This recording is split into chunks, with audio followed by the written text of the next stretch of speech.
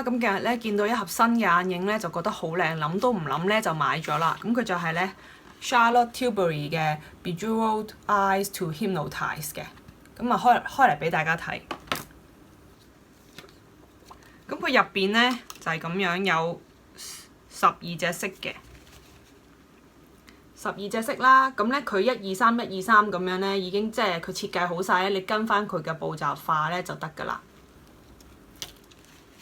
咁咧我就最中意佢咧，就係佢冇一啲因為啲歐美眼影好興咧，有幾格係淺色到好緊要，近乎白色，然後又有幾格咧黑到咧就用唔到嘅。咁但係佢呢一盒咧就基本上咁樣睇咧，用肉眼睇咧係所有色都用到嘅。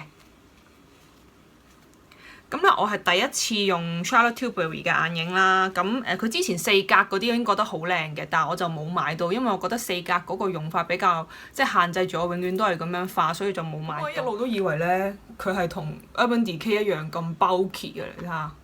因為咧身為一個化妝師咧，其實真係好憎啲眼影咧咁大嚿啊，會好壓我化妝袋個位。咁咧我一直都以為咧，其實我以為佢係Urban Decay 嗰個 level， 但係咧我試咗上手之後，我覺得完全係另一個層次嘅。就係佢個粉質咧係好滑嘅，就因為咧通常咧啲啞色嘅眼影咧係特別嫻手同埋唔上色嘅，但係咧呢盒咧佢係連啞色咧都好上色嘅。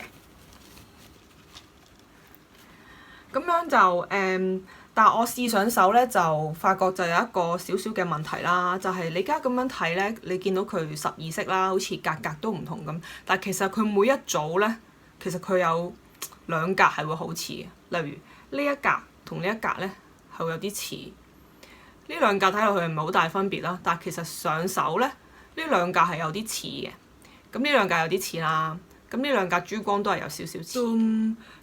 轉個眼啊，Monit已經化好咗眼影啦。咁嚟緊咧，我就會將呢4組眼影咧做一個 demo 嘅。咁其實我都係第一次用佢嚟化嘅啫。